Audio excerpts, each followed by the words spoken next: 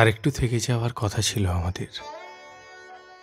যেমন করে সূর্যাস্তের পরেও রোদ থাকে গড়ের মাঠ অথবা মনিউমেন্টের চূড়োয়,